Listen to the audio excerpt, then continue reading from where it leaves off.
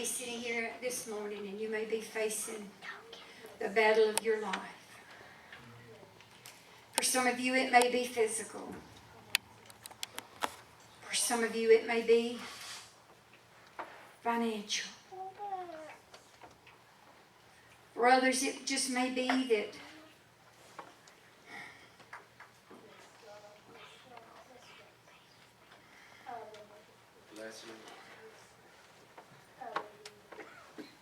there's little children here this morning.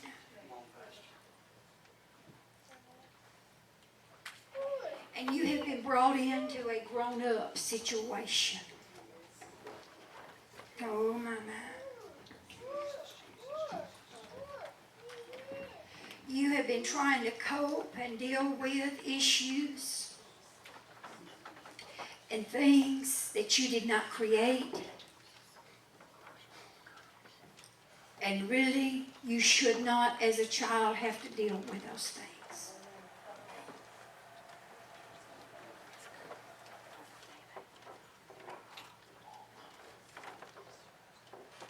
There's pain in that family. There's anger in that family. There's fussing, continually strife and struggling in that family. And it is over grown-up issues that you absolutely had nothing to do with.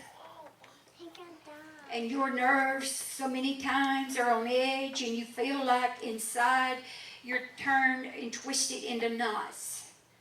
Your emotions. You try not to let it show, but you are dealing in a child mentality, in a child's body with grown-up issues. God have mercy on us as parents when we pull our children into things, messes, if you will, that we create ourselves. They are not mature enough mentally or emotionally to deal with some of the things that we as parents put on them.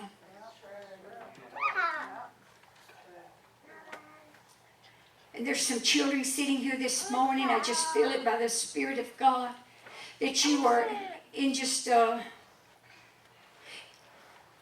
it affects your school. It affects your outlook on life, period. And because of your treatment at home, because of what you live in at home, because of what you see and what you hear, you go to school feeling like you are not good as the other kids. You go to school with your nerves on edge and it's difficult for you to retain what you're hearing. It's difficult for you to focus in school. And then you come home and because maybe you have a difficult time comprehending it, then there's even blame again when you get home because you think you're being told you're not paying attention. Families, listen to me today. We have got to come back and make altars in our homes unto God. We have got to come back and have time of refreshing and renewing and family values strengthened and encouraged. Children need the love and the regard and respect. They need the protection, to know that they're protected and they're guarded against them. They need to know that both mama and daddy love them and that mama's not using daddy as a ploy and daddy's not using mama as a ploy to manipulate these children. Come on, somebody. These children cannot deal with grown-up issues. They don't need to know everything that's going on in the home. So you can't buy them the toy they wanted. You can't buy them the whatever it is, this latest gadget that they want. But they don't have to know that it's because you're having a struggle making ends meet. Just tell them it is not for this time. Doesn't mean we won't get it later if it's something you need, but just not right now. You don't need to sit around and count your bills because these children didn't make them. Hello, somebody. You're in a bad shape. You're in a messed up shape financially. These children and your grandchildren did not make these bills for you. You made them yourself. Amen. Mama hates daddy sometime. Daddy hates mama sometime. And they hear fussing and fighting and name calling and all these things. They feel violence. And when you feel this and when you hear this, you try to escape it. You try to distance yourself from it. But it's hard. And what you're doing as parents, I don't know where this is. This was not going to be the way I had intended, but what you're doing is, as parents, is you are passing this down from one generation to the next, to the next, to the next. Come on. It's time we break the curse of families that the enemy has used to come against families in the house of God. It is time that we stand up and we say, enough is enough. I am getting my stuff, devil. You cannot take that belongs to me. Come on, somebody, this morning. It is time that we recognize that we are in a spiritual warfare and we're fighting not against flesh and blood. So quit yelling at each other. Right. Quit thinking you have to have the last word. Right. Come on, somebody. Come on. Quit bringing your problems in on your children when they are not mature enough to handle it. What happens? Sometimes they go out when they get older because they have no self-esteem. They can't come and feel safe in home because mom and daddy's fussing or this, that, and the other, so they don't feel safe in there. If mama's screaming and mama's getting hurt or mama's crying, then they feel hurt. Come on. Your home should be a haven, a place of peace and a place of refuge where you can come in from the wiles and the evilness of the world. And it should be a safe haven to raise your children in. Come on, somebody. Look around at these kids. You want them to go to school, function and perform and do their best. But they have to leave sometime a messed up home, an argument. Sometimes they get on the bus or go to school with their insides just twisted inside and out, brother, because there's an argument. There's stress at home. It's destroying our youth. They can't handle it. They're not equipped to handle it. They didn't create it. And if you don't stop it, I'm telling you, we're living in a generation of people where you look at young people and you think, I don't understand why they're so unhappy. I don't understand. As I look at them, I don't understand sometimes why they're so unhappy. Because they've got everything handed to them growing up that we didn't have. Right. But you know what's missing? Love. That's right. Attentiveness. We replace that love by giving them things. Go play with your computer. Go do this and go do that so I don't have to fool with you. So I don't have to deal with you. I don't have time for you. I don't have time to hear your little problems because mommy's got a bigger problem. Then we got a generation growing up that think they're not worth anything. It's been instilled in them. It's been taught to them. They've been involved in this kind of they see no respect given to mama by daddy. They see no respect returned. Therefore, when they get in a relationship, they think this is the way it's supposed to be. It's never okay, girls, to let a man hit you.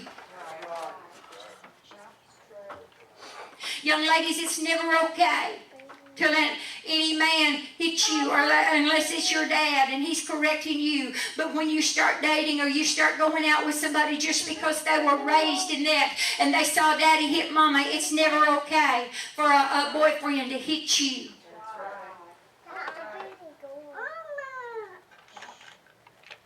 People are looking for love.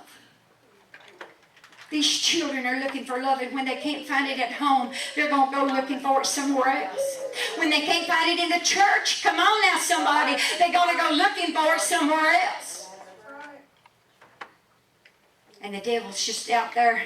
Come to me, baby, come on. Come on to me. Come on. See, if we would recognize, Brent, that this is a spiritual battle we're in, if we would only recognize that the devil is after this generation of our young people.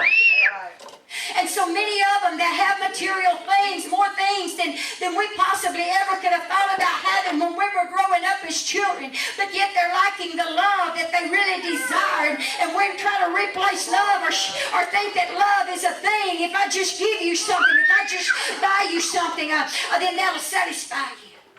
Come on, somebody. We got a generation of young people right now that are killing themselves when they've got all the things at their disposal.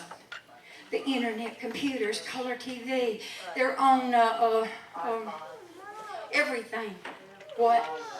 Cell phones and all these things.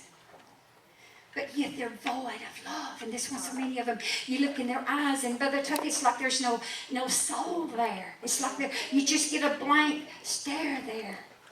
Because they haven't experienced genuine love. And if you haven't experienced it, you don't know how to give it. You don't. And they're going out and they're getting high and drinking themselves into a stupor and getting alcohol poison. They're playing Russian roulette. They're playing games with their very life because their life has no value even to them. Because after all, Mom and Daddy don't care. Mom and Daddy don't care. We got a generation of people that all they really need is love. Genuine love. When God sends us these young children, you don't know what they went through before they leave home. You don't know what they went through even in the car, getting here. I don't mean to get in y'all's business, but that's just the way God does things. Because your business is His business.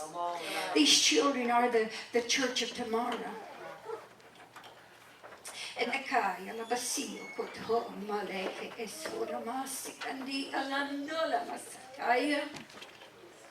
He said, allow the little children to come unto me and forbid them not. For such is the kingdom of heaven. He said, except we become as a little child, we cannot enter into God's kingdom. My Lord and my God, these are God's children. My Lord and my God, and God forbid that we would destroy one of them by our actions or by our words.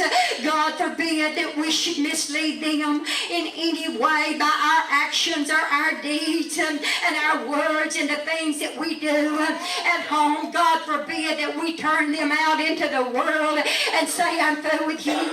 You ain't never going to make it. You're never going to amount to anything. I'm just giving up on you. And I'm through with you. Honey, let me tell you something this morning. Where in the world would we be if every time we messed up, messed up really bad, if God said, Janelle, I'm just through with you. I'm tired of dealing with your mess ups. I'm tired of dealing with all of your problems. I'm tired of putting up with your mouth. I'm just going to turn you out. That's right. Turn you over to the wicked one. And I'm telling you, that devil is out there to steal the youth of today. No wonder he tells us to train up a child